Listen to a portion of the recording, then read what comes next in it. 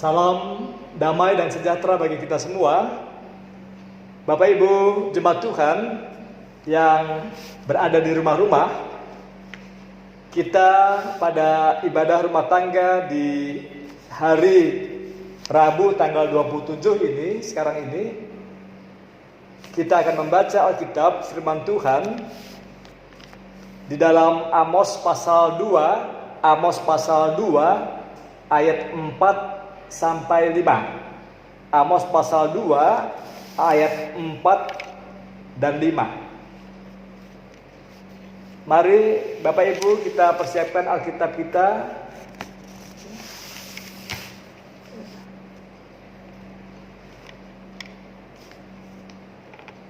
Dan kita berdoa untuk mohon bimbingan Tuhan. Kami bersyukur atas waktu yang ada hari ini untuk kami kembali bersekutu di dalam kasih dan firman-Mu. Kami sangat rindu untuk bisa bertemu dan bersekutu dalam peribadahan jemaat-Mu seperti di waktu-waktu lalu. Namun saat ini kami sadar bahwa belajar, bekerja, dan beribadah di dalam rumah adalah lebih baik daripada di luar rumah. Mengingat potensi pandemi corona yang sangat membahayakan itu. Sekalipun situasi kondisi belum memungkinkan bagi kami untuk bertemu, kami tetap meyakini bahwa Allah Bapa, Engkau Maha Hadir, dan Engkau berkata, di mana 2 atau 3 orang berkumpul dalam namaku, Aku hadir di tengah-tengah mereka. Kini kami telah siap ya Tuhan, membuka Alkitab, mendengar firman-Mu. Berbicaralah, berfirmanlah ya Bapa. Kami siap mendengar dan melakukannya melalui penyertaan Roh Kudus. Amin. Amos pasal 2 ayat 4 dan 5 demikian tertulis. Beginilah firman Tuhan, karena 3 perbuatan jahat Yehuda, bahkan 4, Aku tidak akan menarik kembali keputusanku, oleh karena mereka telah menolak hukum Tuhan dan tidak berpegang pada ketetapannya, tetapi disesatkan oleh dewa-dewa kebohongannya yang diikuti oleh nenek moyangnya. Aku akan melepas api ke dalam Yehuda, sehingga puri Yerusalem dimakan habis. Demikian pembacaan Alkitab. Yang berbahagia ialah setiap orang yang mendengar firman Tuhan dan melakukannya. Haleluya.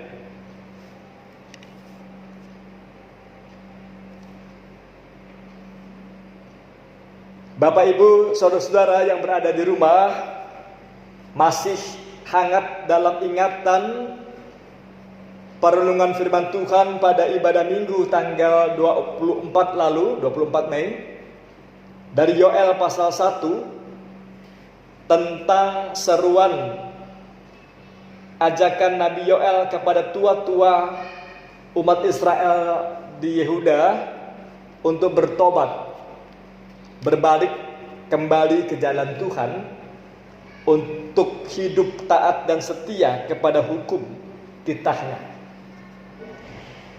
Tulah wabah bencana belalang yang menyerang Yehuda adalah sebagai pertanda isyarat dari tindakan penghukumannya.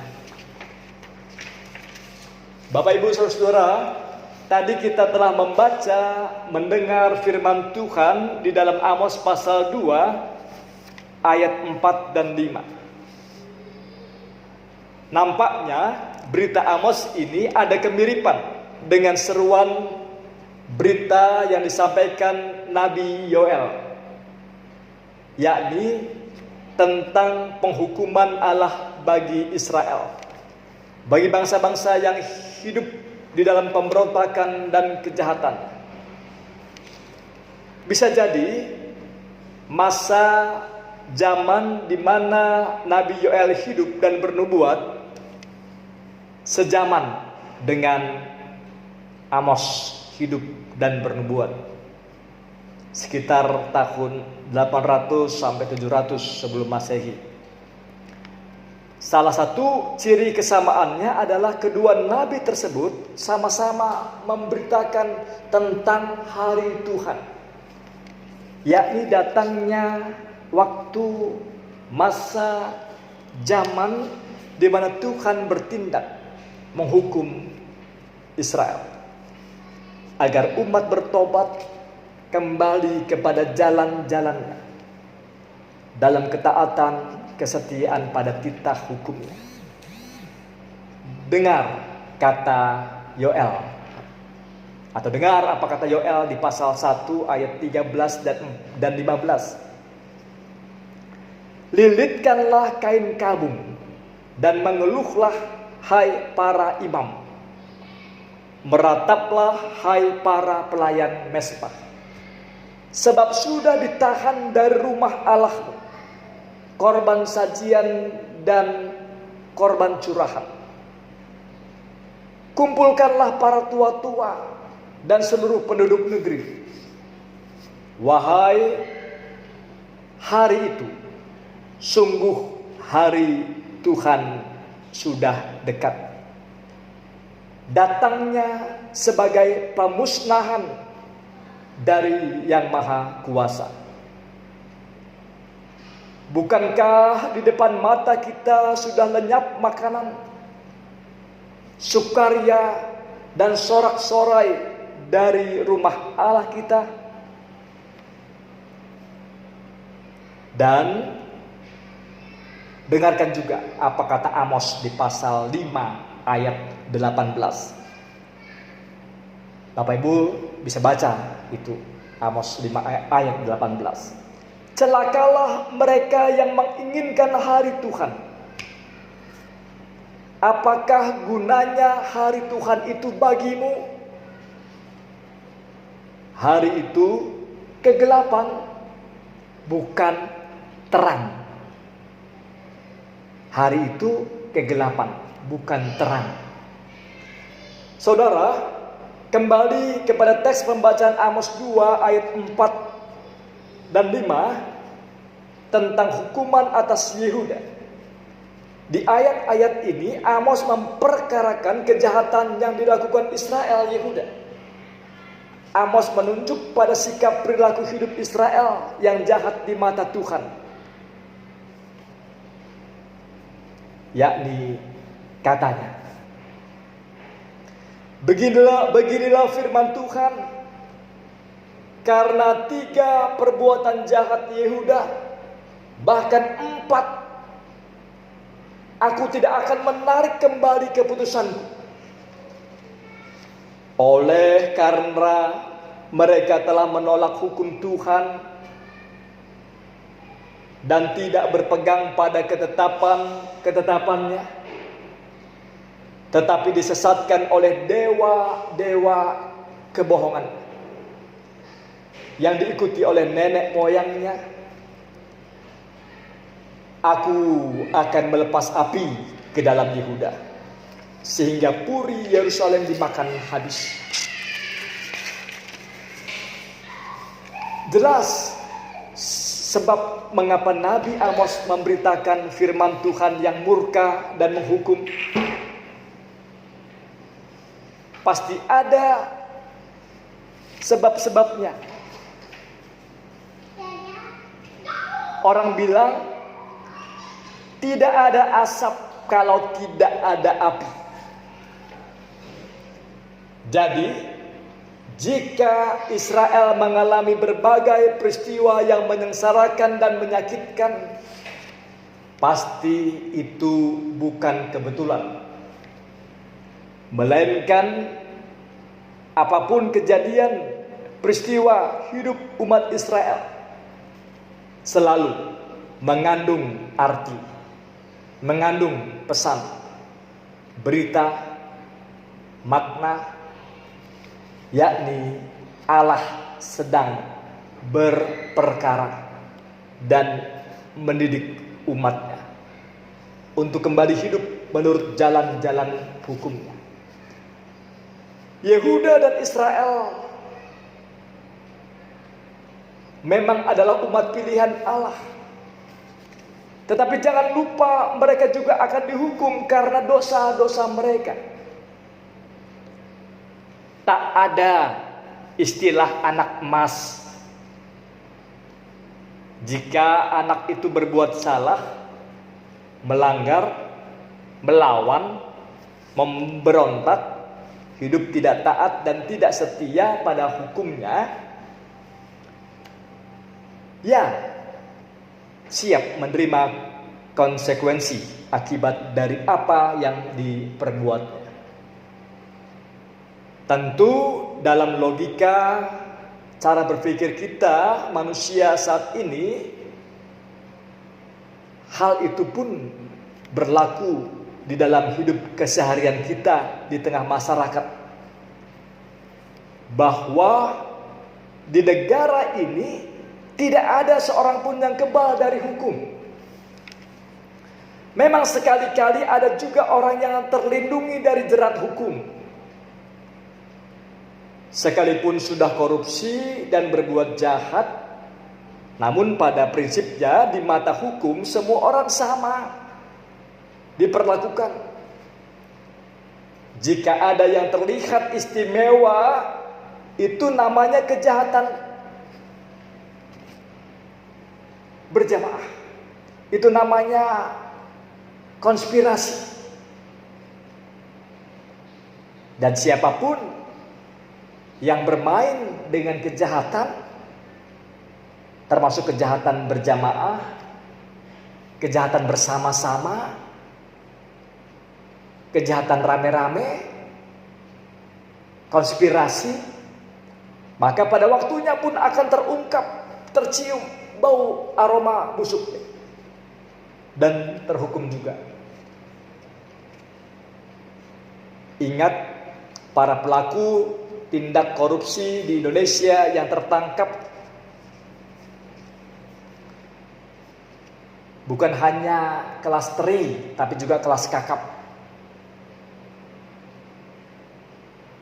Bukan hanya yang tidak berpendidikan, tapi juga yang sangat berpendidikan.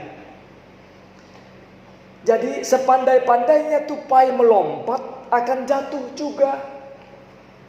Jadi siapa bilang orang baik, orang benar, orang jujur itu cepat matinya?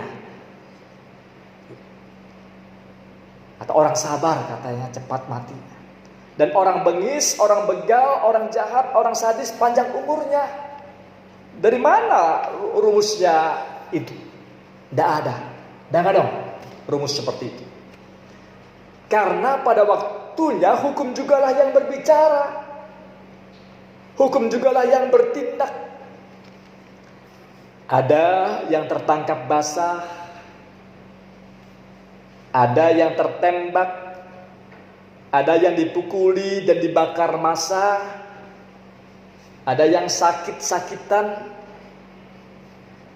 ada yang tidak nyenyak makan dan tidur karena setiap detik, setiap waktu selalu dihantui oleh rasa takut oleh apa yang dilakukannya. Dikejar dosa istilahnya, dihantui oleh rasa bersalah. Bunyi piring jatuh oleh kucing di malam hari, jantungnya dak dikduk, jangan-jangan polisi sudah mengepung, dan seterusnya. Saudara, Dalam pemberitaan Nabi Amos, Israel telah jatuh dalam penyembahan berhala, pemunjaan dan pengidolaan kuasa-kuasa alam, dan perilaku yang menindas, perilaku kesewenang-wenangan, ketidakadilan merajalela di zamannya Amos. Ketidakadilan yang dilakukan oleh para petinggi, para pejabat, para pemimpin, dan juga para tokoh agama, para pemuka agama terhadap orang-orang miskin. Itu terjadi di zaman Amos. Sekalipun mereka rajin pergi beribadah, sekalipun umat di Yehuda berkata, kami adalah umat Tuhan. Sekalipun mereka rajin pergi beribadah dan mempersembahkan korban di bait Allah, namun di mata Tuhan, apa yang diperbuat oleh Israel, oleh Yehuda, itu memuakkan Tuhan. Itu sebagai sikap beribadah yang memuakkan Tuhan. Baca Amos 5 ayat 21 dan 22. Amos pasal 5 ayat 21 dan 22.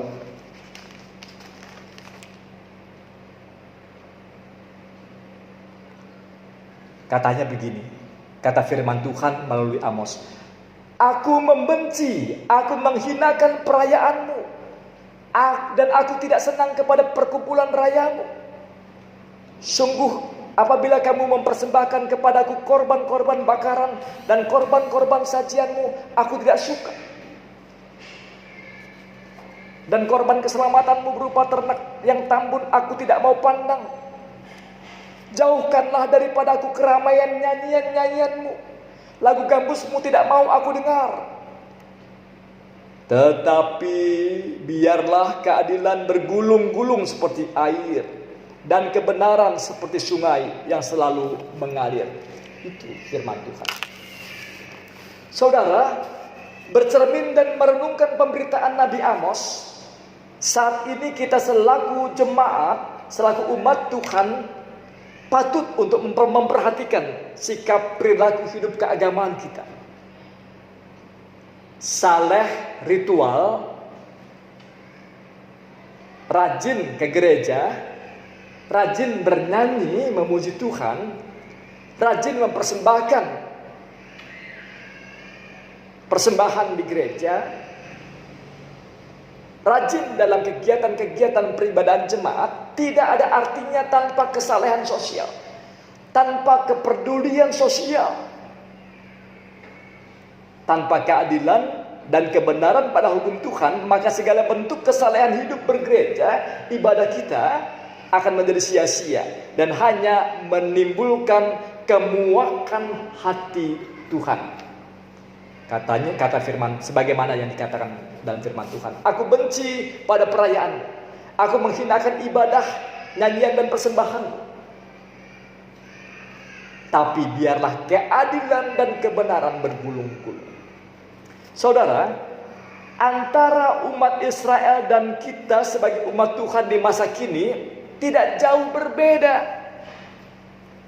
Karena kita sama-sama manusia dan selalu berpotensi memiliki kecenderungan sikap perilaku berdosa, melawan, menyimpang dari jalan-jalan Tuhan, dan cenderung jahat. Maka mari sebelum semuanya menjadi bubur, sebelum semuanya terlambat, janganlah bosan untuk mendengar hukum titahnya dan melakukannya. Koyakkan hati, rendahkanlah hati untuk menerima dan mengikuti jalan-jalannya.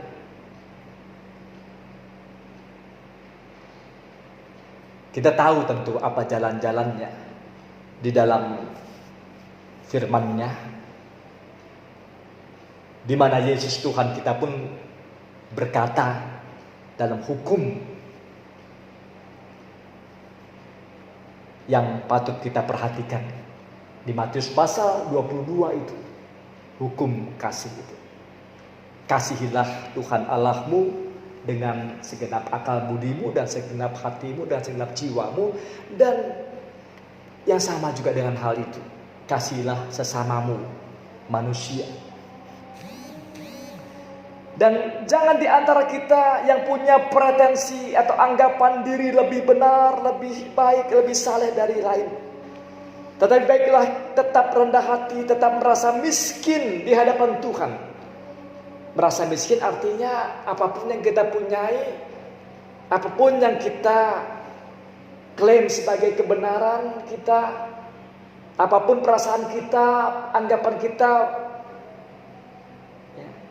kita merasa lebih baik, lebih benar, lebih tahu, namun tetaplah merasa miskin di hadapan Tuhan.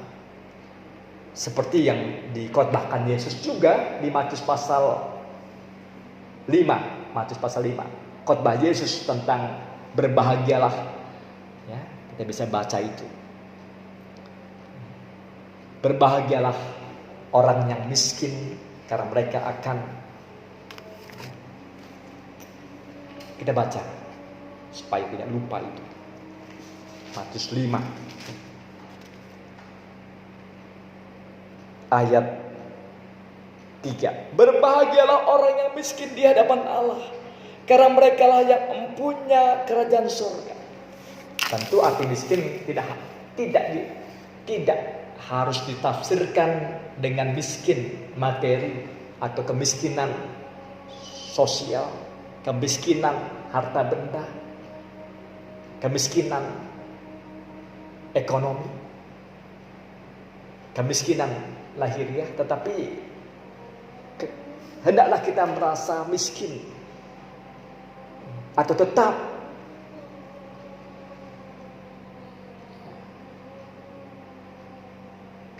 mengalami kemiskinan di hadapan Tuhan.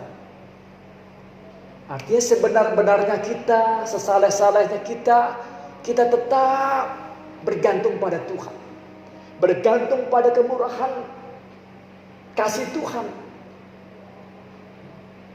Sekaya-kaya apapun kita dalam pengetahuan kita, sekaya-kayanya apapun kita dalam hal hidup ini, tetap kata Yesus, berbahagialah mereka yang miskin. Artinya mereka yang tidak menganggap segala sesuatu yang ada pada dirinya sebagai yang patut diperhitungkan atau dipertimbangkan Tuhan. Jadi sebagaimana orang miskin,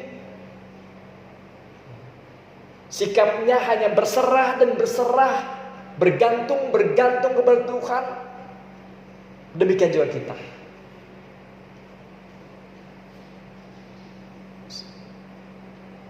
Untuk selalu bergantung, berserah pada kasih dan kemurahan Tuhan. Ingat, jangan keraskan hati, jangan menjadi bebal, jugul kata orang dari Tapanuli. Dan selalulah bermohon agar kita semua dianugerahkan hati yang lemah lembut untuk mendengar firman-Nya. Amin.